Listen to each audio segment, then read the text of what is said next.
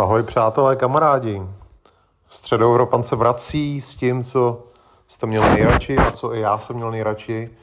To znamená nějaký historický vyprávění. Nicméně oproti minulosti, kdy to často byly až 3hodinový pořady, se zaměřím na kratší, dejme tomu 30-minutový pořady, který se zaměří jenom na nějaký kratší, nebo dejme tomu ne tak široký události z historie. Dejme tomu půjde o nějaký jednoduchý témata. A to první, čemu se chci věnovat po téměř 2letý odmlce, je vysvětlit původ či používání zdvižené pravice, která se někdy nazývá taky hajlováním a která má původ už ve Starém Římě. Takže se dneska na to v krátkosti podíváme, projdeme si historii tohletoho pozdravu, vysvětlíme si, jak a kdy a proč se používal a uděláme si z toho takový shrnutí k dnešku. Takže o vlastně zdvižený pravici, o pozdravu pravou rukou nataženou před sebe, často se o tom mluví jako o římském pozdravu. Je pravda, že v podstatě nějaký nejstarší, nějaký historický ukázky tohoto pozdravu jsou z Říma. Je celkem jistý, že ten pozdrav musel existovat i předtím. Nicméně takové informace nemáme, takže vlastně nejstarší dochovaný pozdrav pravou rukou je z Říma, kdy se objevuje na některých sochách a v podstatě znázorňuje pozdrav někoho vysoce postaveného, takže buď Cezara, nebo někoho podobného, který tím způsobem zdraví v podstatě lidi, kteří jsou mu podřízený. Jedná se v podstatě i o pozdrav, dejme tomu, vojenského velitele, opět svým podřízeným, ale zároveň se objevuje ten pozdrav jako výraz projevu věrnosti a odevzdanosti nějaký věci v Římě. V podstatě pozdrav pravou rukou, to, že před sebe natáhnete pravou ruku, je takový přirozený pozdrav, kdy vlastně vy někoho zdravíte. Tím, že vlastně ten pozdrav byl spojený s nacistickým Německem, tak se to tolik nepoužívá v tomhletom, dejme tomu, přirozeném podstatě jakoby použití. Ale pokud někoho i zdravíte dneska, tak zvednete před sebe pravou ruku a dejme tomu zamáváte.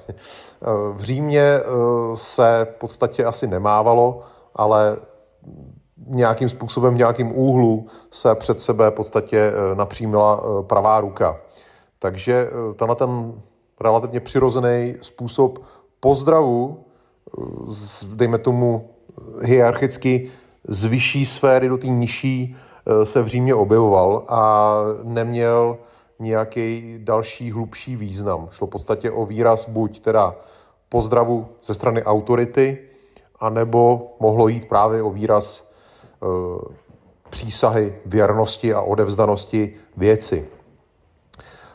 V tomhletom duchu v podstatě se pozdrav objevil pouze v tom Římě.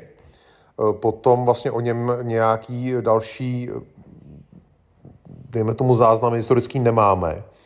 Objevuje se později až ve Francii, a to v umění, ale šlo teda v období francouzské revoluce především.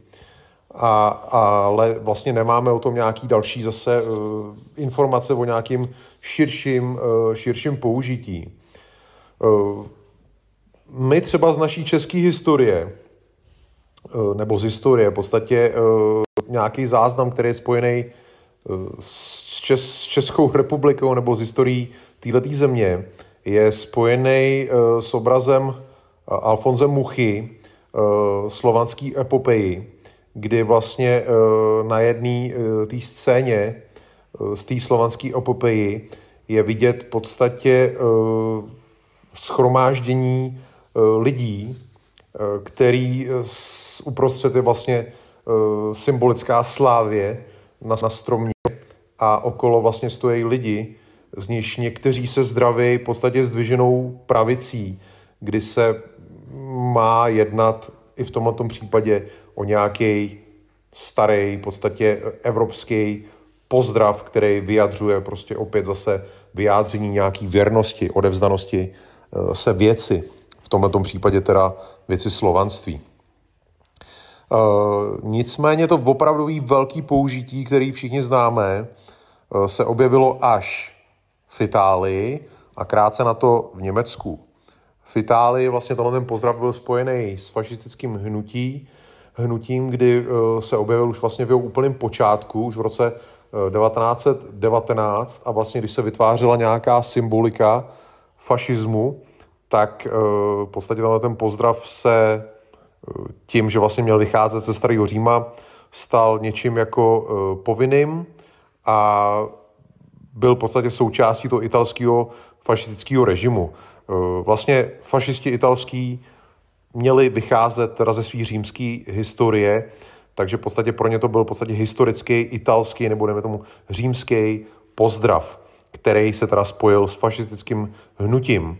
Nicméně podobné použití se odehrálo v Německu, kdy v počátku už nacistického hnutí se vlastně objevil mezi prvníma nacistama, kdy teda Adolf Hitler neměl být úplně ten první, kdo ho použil.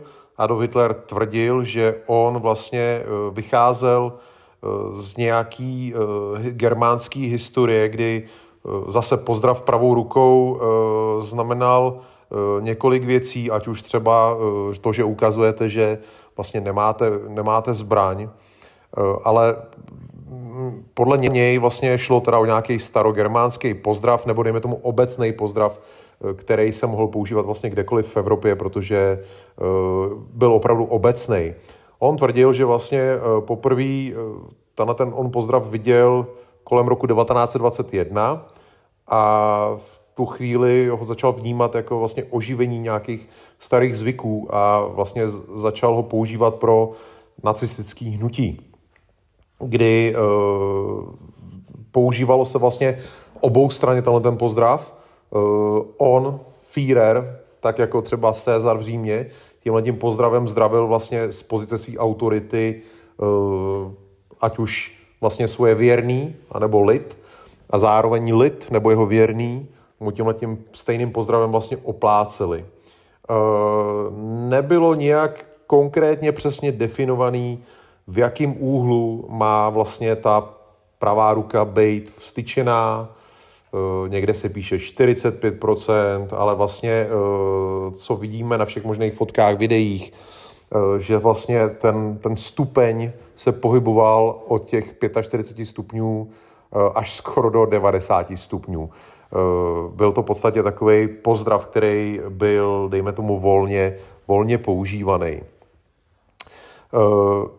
Stal se vlastně povinným v Německu, stal se povinným v rámci nacistické strany, později se stal vlastně povinným i v nějakých teda ozbrojených složkách nacistického Německa a tím vlastně, co Německo nacistický způsobilo během těch válečných, ale i předválečných let, tak tenhle ten pozdrav se vlastně stal nežádoucím a vlastně je zakázáno v mnoha zemích na světě ho používat. Stojí za to připomenout, že tenhle ten pozdrav vlastně vycházející z toho Říma se používal i ve Spojených státech, což se málo ví. Nazýval se takzvaný pozdrav Bellamyho, což v podstatě byl prostě pozdrav, který používali ve škole děti směrem k americké vlajce, jako výraz v podstatě odevzdanosti americké vlajce a odevzdanosti teda Spojeným státům. Možná víte, že vlastně Spojené státy ve své symbolice hodně vycházely právě z Říma, ať už si vezmete vlastně většinu vládních budov ve Washingtonu, který mají vlastně tvar římských paláců, nebo symbolika vlastně fasces, zase vycházející prostě z římské historie, orlice, Aquila, vlastně ta symbolika vlastně prvotních Spojených států hodně vycházela a vlastně tohleto s tím mělo hodně společného. Tenhle ten pozdrav vlastně vycházející z římské historie. Kvůli jeho používání tohoto pozdravu, ať už teda fašistickou Itálií nebo nacistickým Německem, došlo teda k odstranění tohoto pozdravu v roce 1942 vlastně z použití v Americe a dneska už vlastně podle mě většina Američanů ani neví, že ten pozdrav se v Americe používal. Nicméně, jak jsem řekl, díky vlastně té kontroverzi spojený s nacistickým Německem, ten pozdrav je v podstatě nežádoucí. Nicméně je opravdu důležitý ještě jednou říct, že kromě, dejme tomu, těch více než 20 let, kdy se používal ať už v nacistickém Německu nebo ve fašistické Itálii, šlo o pozdrav používaný, dá se říct, obecně napříč Evropou.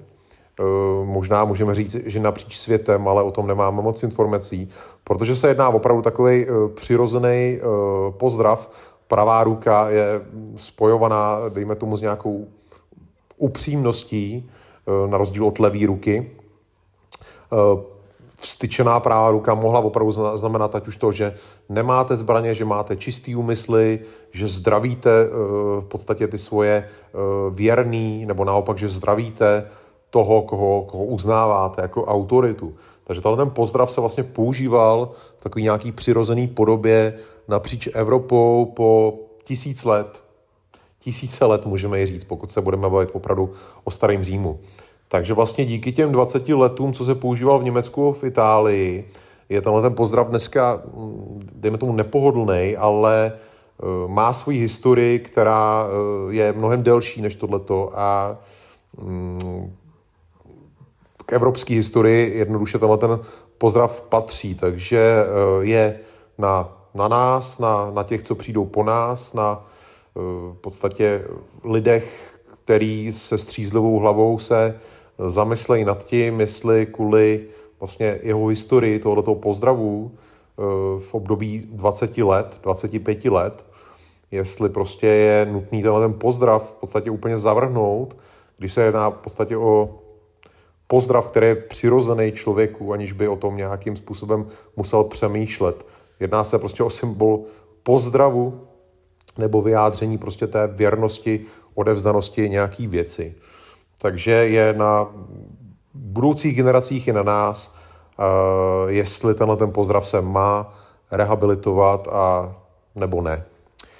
Takže to je můj dnešní krátký příspěvek k takzvanému římskému pozdravu, k pozdravu pravou rukou. A uslyšíme se zase příště u jiného tématu.